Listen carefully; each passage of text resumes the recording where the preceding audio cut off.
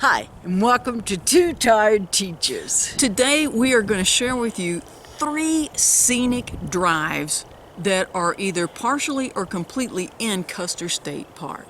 And what that means for you is go ahead, break down, buy that $20 usage fee pass for a week. It's good for 1 week.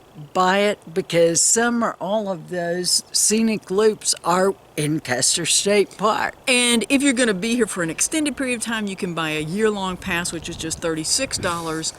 But there are 3 loops, and we're going to take you, kind of break them down for each one. The loops are the Wildlife Loop, which is completely within Custer State Park, Needles Highway, and Iron Mountain Road. So let's get to it. Okay, we're going to start with Iron Mountain Road. Iron Mountain Road it's hard to describe. The way I understand it, the tunnels were built first to showcase the faces on Mount Rushmore. Then the state came in and built the roads to connect the tunnels. Yeah, that's from what we understand, the guy that was that designed this, that was his goal. And actually, this one, if you were looking the opposite direction, you would see Mount Rushmore. And they got creative. They put in some of these pigtails, which are essentially where the road loops around and goes underneath itself. And something that we will say about all 3 of these loops, at any point there may be people stopped, getting out of their cars, taking pictures.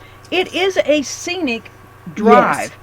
And something I wish the people wouldn't do, you may see cars over at the side of the bridges and the people are inside the tunnels. Yeah, and I mean, I understand them wanting to get that framed picture of Mount Rushmore, but it seems a little bit dangerous. Fortunately, we were here in September, and you can see the fall foliage is just incredible. We've not driven this before because when we've been in South Dakota before, we were in such a hurry. We flat didn't take time for any scenic drives. And so getting to go and see these and see them with some fall foliage, just incredible. And there are markings all along telling you the heights and the widths, but these are not drives you want to take with any kind of an RV. No. With our van on Iron Mountain Road, we had no problems even with the mirrors out. I am sorry that our camera is not sophisticated enough to actually show you what an amazing framing shot this is, but that is Mount Rushmore there in front of us. And it is stunning as you're coming through these tunnels to see that in the distance. And as you would expect on scenic drives, they do have pull-offs all along. Yes. Places that you can get out and some interpretive stuff as well. But this is just, the whole area is amazing. And here's one of those places where the people wanted a picture of the road underneath the road they were on. So, like we said, people just stop and take pictures. I mean, that's kind of part of the scenic road. But this road did not disappoint. No. We, like we said, we drove these roads, each of them twice. Iron Mountain Road, we only drove one direction, just because of how our travels went. But there is part of Iron Mountain Road that is in Custer State Park. And then there's a part that's not. But it is a fun drive. And you may see wildlife on any of the drives. And so you want to keep your eyes peeled for that. They didn't get the memo about the wildlife loop, so they just roam freely.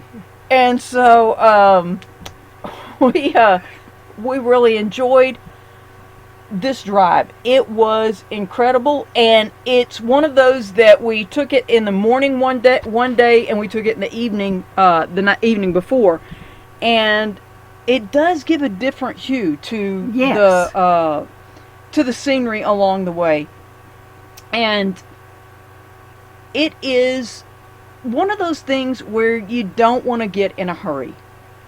Now, Needles Highway. This one, and I think this is the particular tunnel. It's the needle. That we had to put the mirrors in. I think it is too. But I tell you, I had stopped at the Custer State Park Visitor Center, talked to the rangers, told them what van we have. And they said, oh, you'll have no trouble. And I said, well, according to the pamphlet, it says it's 8 feet is the maximum. And he said, well, you may need to fold your mirrors in. And so we did, and we made it. And amazing, majestic, spectacular. I mean, there just really aren't words to describe these roads.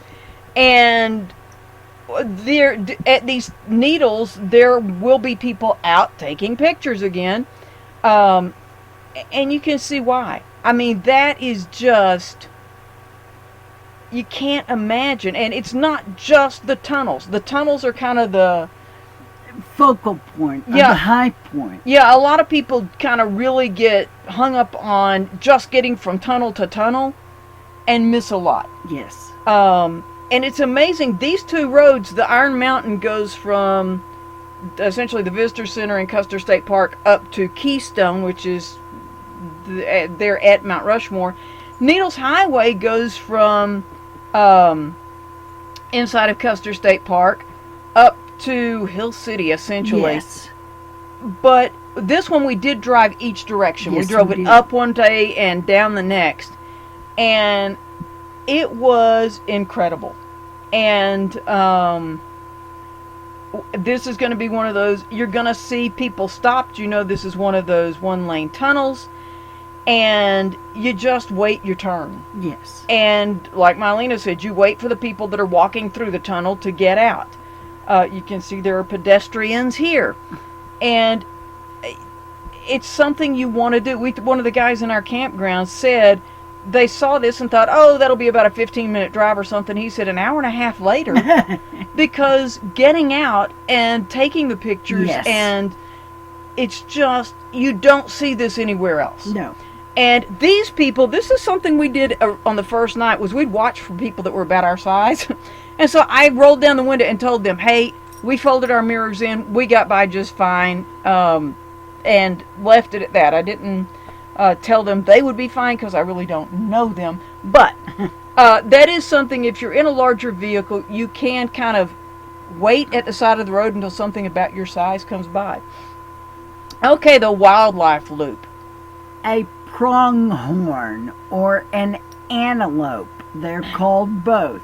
And we would not have seen this one had there not been people stop taking pictures. Fortunately, they were. And the same thing with these three. There are actually 3 here. You'll see if you keep watching the third one move there. It is. We wouldn't have seen them. And once again, we drove this twice. The next night, we saw this whole herd of them. And it's just, this is a scenic loop. These animals are free. This is not a zoo. You're not guaranteed that you're going to be seeing wildlife. And you don't want to get too close to them. Right. You want to, respect them and their distance. Then this was actually not, this was somewhere right at the wildlife loop where we saw this big buck. We saw several. That night. Wild turkey we saw the first day. We didn't see it the next time we went. And I don't believe we got any pictures of the prairie dogs, but there are a lot of prairie dogs. The bison. This is, we were here in September. Later, this was on the weekend, I guess, before. Later in the week, they had the buffalo roundup, and so they really were kind of herding them all toward the same area. And I gotta tell you, seeing them up close is impressive, but seeing the massive herd, you just can't even imagine how these were just on hill after hill after hill after hill. And these are mostly cows and calves. And you think about a stampede, the thunderous noise that it would make. I wish we could have had sound for this, because as we're stopped filming this, really a lot of what you hear is them just chewing grass or pulling up this prairie grass and eating it, and it's just amazing. It was phenomenal. And the bulls we would see a lot just around in the park. Yes. Not necessarily, that is actually two, not one with two tails, but we saw bulls all along throughout the park. Yes. It was, I mean, where we did our laundry, you saw where there had been a bison in that picnic ground at some point. But the cows and calves were being kind of rounded up here, and they do that once a year to inoculate the young, to count how many there are. And to sell off, if they need to sell off some. They know that the natural resources in the park will accommodate a herd of around 13 to 1,400. And if they get more than that, they need to sell some off so that they can continue a healthy herd. They don't supply food. No, but here, this one's supplying some food for them. But this was actually my favorite part, I think, on the wildlife loop, and that was the burros. They're not actually indigenous to the area, but they were brought in, and this herd has... They're very friendly. They are very friendly, and if you have carrots, they're very, very friendly, and they will essentially just come and try and take all of your carrots. Young and old. But it was hard to film this because I wanted to pet the burros. They were so friendly. They'd come up, and this, I guess that was my favorite part, is you could interact with these animals. And we didn't know we were supposed to bring carrots or apples, and the people that did, early in the morning. Yes. Now, we came, the second time we drove, this was in the evening, and believe it or not, the burros were just kind of out in the field and not really paying attention to people. Here in the morning, you can see they were very friendly and very interested in... And probably very hungry.